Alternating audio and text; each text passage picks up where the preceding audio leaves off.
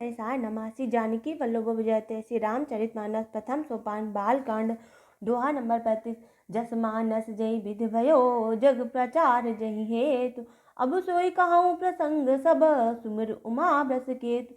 यह रामचरितमानस जैसा है जिस प्रकार बना है और जिस हेतु से जगत में इसका प्रचार हुआ है, अब वही सब कथा मैं श्री उमा महेश्वर का स्मरण करके कहता हूँ।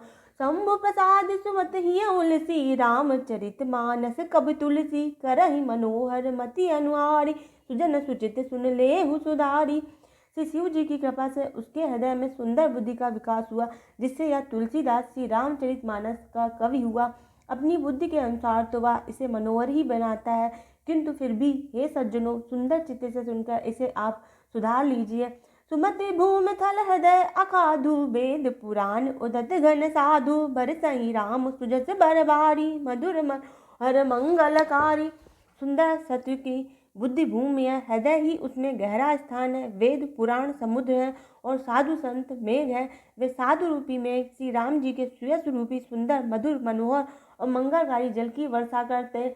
लीला सकुन कहाई बखानी सोई स्वच्छता करहि मलहानी प्रेम भगत जो बरन न जाय सोई मधुरता सुशीलताई। सगुण लीला का जो विस्तार वर्णन करते हैं वही श्री राम सुयस रूपी जल की निर्मलता है, जो मल का नाश करती और जिस प्रेमा भक्ति का वर्णन नहीं किया जा सकता है, वही इस जल की मधुरता और सुंदर शीतलता है। सो जल सुखत सात हित होई राम भगत जन जीवन सोई मेधा मई गति सो जल पावन सगिल सवन चले सुहावन भरे सुमानस सुतल थिराना सुगत शीत रुचि चारु निराना।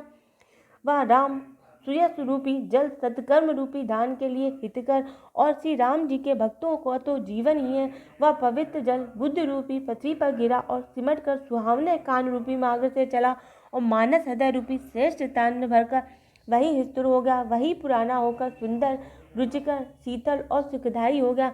छुटी सुंदर संवाद बर बिरचे बुद्ध विचार तही अही पावन सुभग सर घाट मनोहर चार। इस कथा में बुद्धि से विचार कर जो चार अत्यंत सुंदर और उत्तम संवाद भुसुंड गरुण शिव पार्वती याज्ञवल्क्य भरद्वाज और तुलसीदास और संत रचे हैं, वही इस पवित्र और सुंदर सरोवर के चार मनोहर घाट है।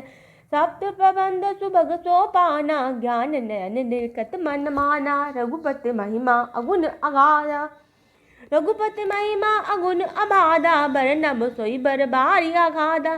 सात कांडी इस मानस सरोवर की सुंदर सात सीढ़ियां, जिनको ज्ञान रूपी नृत्यों से देखते ही मन प्रसन्न हो जाता है। श्री रघुनाथ जी की निर्गुण प्राकृतिक गुणों से अतीत और निर्बाध एकरस महिमा का जो वर्णन किया जाएगा, वही इस सुंदर जल की अथाह गहराई है। राम सिंह जस सलिल सुधा सम उपमा बीच बिलास मनोरम पुरैन चारु चौपाई जुगत मंजू मन सीप सुहाई। श्री रामचंद्र जी और सीता जी का यह अमृत के समान जल है। इसमें जो उपमाएं दी गई हैं वही तरंगों का मनोहर विलास है। सुंदर चौपाइयाँ ही इसमें घनी फैली हुई हैं। पुरैन कमलिनी है और कविता की युक्तियाँ सुंदर मणि मोती उत्पन्न करने वाली सुहावनी सीपियाँ। छंद सोरठा सुंदर दोहा सोई बहुरंग कमल कुल सोहा अरत अनूप सुभाव सुभाषा सोई पराग मकरंद सुबासा। जो सुंदर छंद सोरठे और दोहे हैं वही इसमें बहुरंग कमलों के समूह सुशोभित है।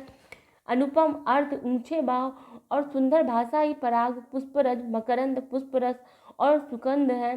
सुकत पुंज मंजुल मलिमाला ज्ञान विराग विचार मराला धुन अवरेब कवित गुण जाति मीन मनो ते बहु भांति। सत्कर्मों पुण्यों के पुंज भौरों की सुंदर पंक्तियां ज्ञान वैराग्य और विचार हंस है। कविता की ध्वनि वक्रोक्ति गुण और जाति ही अनेकों प्रकार की मनोहर मछलियां हैं। अर्थ धर्म काम अधिक चारी कहा ज्ञान विज्ञान विचारी नवरस जप तप जोग विरागा ते सब जलच और उतरागा। अर्थ धर्म काम मोक्ष ये चारों ज्ञान विज्ञान का विचार करने के कहना, काव्य के 9 रस जप तप योग और वैराग्य के प्रसंग, ये सब इस सरोवर के सुंदर जलचर जीव हैं।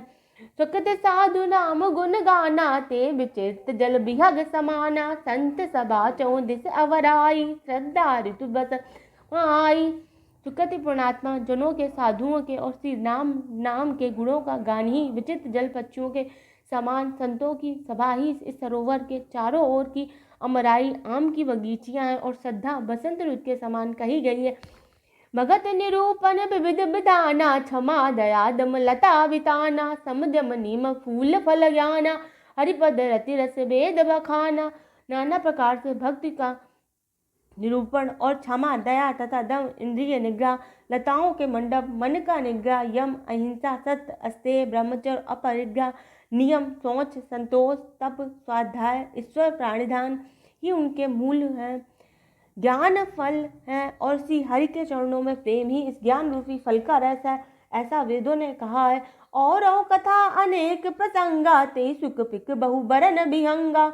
इस रामचरितमानस में और भी जो अनेक प्रसंगों की कथाएं हैं वही इसमें तोते कोयल आदि रंग बिरंगे पक्षी हैं। पुलक बाटिका बागवन सुख सुभ्यंग विहार, माली सुमन स्नेह जल सिंचित लोचन चारु। कथा में जो रोमांच होता है वही वाटिका बाग और वन है, और जो सुख होता है वही सुंदर पक्षियों का विहार है। निर्मल मन ही माली है और जो प्रेम रूपी जल से सुंदर नृत्यों द्वारा उनको सिंचता है। तो आज हमने आपको दोहा नंबर 35 से लेके दोहा नंबर 37 तक का चौपाइयों का अर्थ सहित वर्णन किया। अगर आपको यह हमारा वर्णन पसंद आया तो आप हमारे चैनल को लाइक करें, शेयर करें, सब्सक्राइब करें। जय सीताराम।